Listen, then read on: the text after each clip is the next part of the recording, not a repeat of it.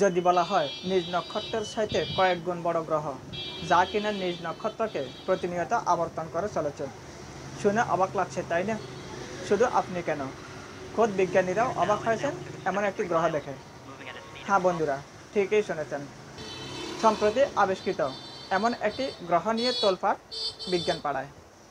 এই মহাবিশ্বে এখনও পর্যন্ত বিজ্ঞানীদের আবিষ্কৃত গ্রহ ও নক্ষত্রগুলোর মধ্যে একটি নিয়ম লক্ষ্য করে আসছেন, আর সেটি হচ্ছে নক্ষত্রের চাইতে গ্রহগুলো অনেক ছোট হবে।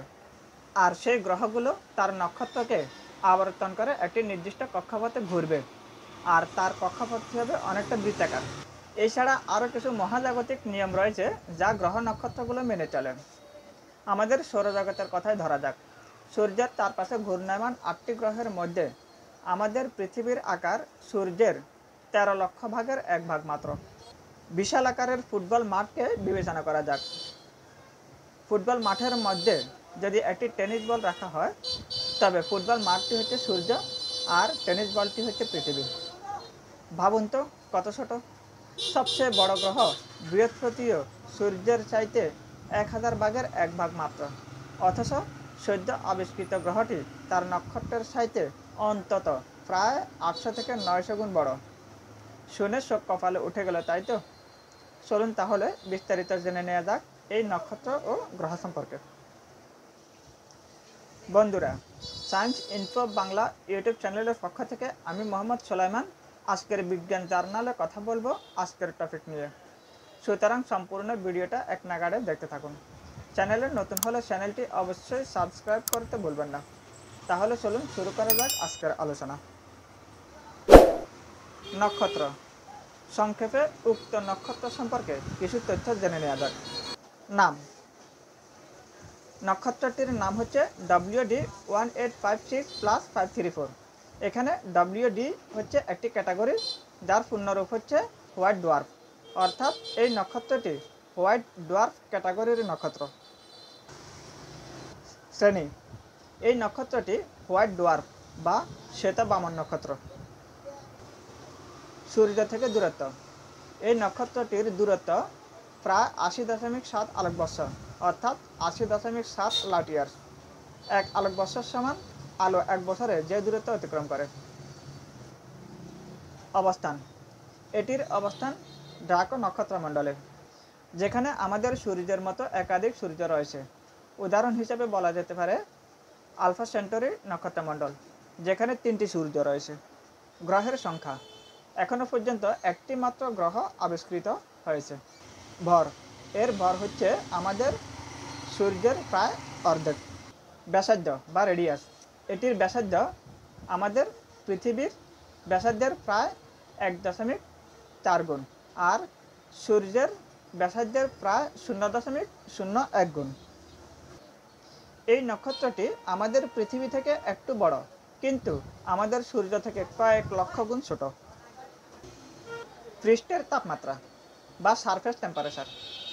এটির তাপমাত্রা প্রায় 4700 কেলভিন বা 4432 ডিগ্রি সেলসিয়াস বা 8000 ডিগ্রি ফারেনহাইট।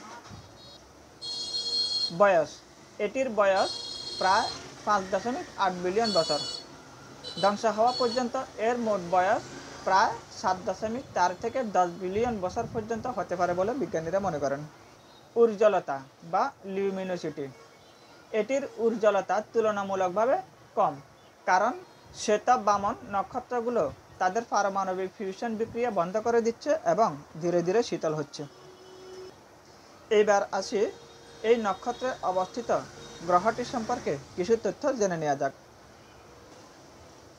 নাম। WD 1856+534b।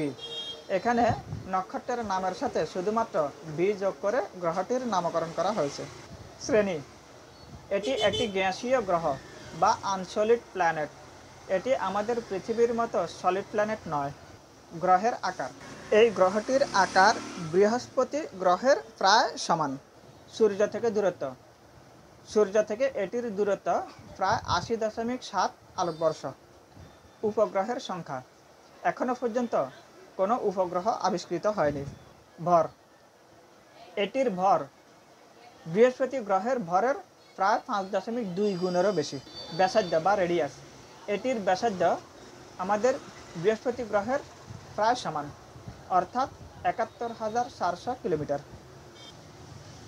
তাপমাত্রা, এটির তাপমাত্রা প্রায় 186 কেলভিন বা -87 ডিগ্রি সেলসিয়াস বা -125 ডিগ্রি ফারেনহাইট, অর্থাৎ এটি একটি ঠান্ডা গ্রহ। বয়স, বিজ্ঞানীরা ধারণা করছেন এটির বয়স প্রায় 4.5 বিলিয়ন বছর হতে পারে। কক্ষপথ, আমাদের সৌরজগতে অবস্থিত বুধ গ্রহের কক্ষপথের থেকেও 30 গুণ কম, অর্থাৎ এই গ্রহটি তার নিজ নক্ষত্রের একেবারে কাছাকাছি অবস্থান করছে এবং অরবিট করছে, যাকে নিষিদ্ধ অঞ্চল বা ফরবিডেন জোনও বলা হয়। 2020 সালে নাসার ট্রানজিটিং এক্সোপ্ল্যানেট সার্ভে স্যাটেলাইট দ্বারা এই গ্রহটি ও নক্ষত্রটি আবিষ্কৃত হয়েছিল। এই আবিষ্কারটি ছিল অত্যন্ত গুরুত্বপূর্ণ, কারণ এটি ছিল প্রথম পরিচিত গ্রহ যা কিনা একটি শ্বেত বামন নক্ষত্রকে আবর্তন করতে দেখা গেছে। এটির আকার তার নিজ নক্ষত্রের সাথে এতটাই বড় যে যা গ্রহ বিশেষজ্ঞদের রীতিমতো ভাবিয়ে তুলেছে। দর্শক বন্ধুরা, কেমন লাগলো আজকের ইনফরমেশনটি? যদি ভালো লেগে থাকে ভিডিওতে একটি লাইক দিতে ভুলবেন না। সামনে আরও নিত্য নতুন ভিডিও নিয়ে আপনাদের সামনে হাজির হব। ততদিন পর্যন্ত ভালো থাকুন। ধন্যবাদ।